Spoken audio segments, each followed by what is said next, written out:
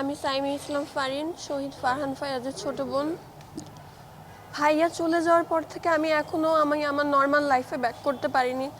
আমার প্রতিটা মুহূর্তে প্রত্যেকটা ক্ষণ আমার ভাইয়ের স্মৃতি আমার ভেসে ওঠে। তার স্মৃতিতে আমি সবসময় যখন মনে পড়ে আমার মন সারাক্ষণ ওর জন্য কাঁদে। আমি এখন পর্যন্ত আমার পড়ালেখা শুরু করতে পারিনি। আমি আজকে আদালতে এসেছি আমার পরিবারের সাথে। আমি চাই যে আমার ভাইয়ের যেন উপযুক্ত বিচার হয়, এই জিনিসটা যেন ঝুলে না থাকে, উপযুক্ত যেন বিচার হয়, এর জন্য আমি এসেছি। আমি আমি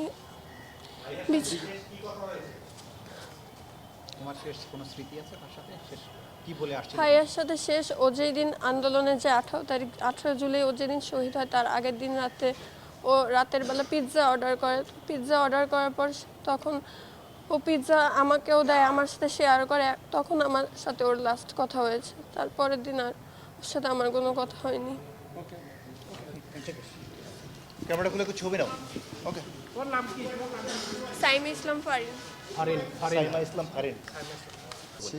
মহামান্য আদালতের আমি শহীদুল ইসলাম ভূঁইয়া, আমার একমাত্র ছেলে মোহাম্মদ ফারহানুল ইসলাম ভূঁইয়া, ফারহান ফায়াজ। সে ধানমন্ডি 27 নম্বরে বিগত স্বৈরাচার বিরোধী আন্দোলনে, বৈষম্য বিরোধী ছাত্র আন্দোলনে আওয়ামী সন্ত্রাসী বাহিনী এবং পুলিশ বাহিনীর গুলিতে নির্মমভাবে শহীদ হয়। আমি আমার একমাত্র ছেলের হত্যার বিচারের জন্য আমি আদালতের শরণাপন্ন হয়েছি।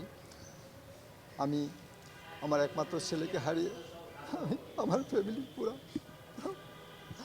আমরা এমন ব্যথা ব্যথিত। পিতার কাঁধে ছেলের লাশ, এর চেয়ে ভারী বস্তু পৃথিবীতে আর কিছু নাই।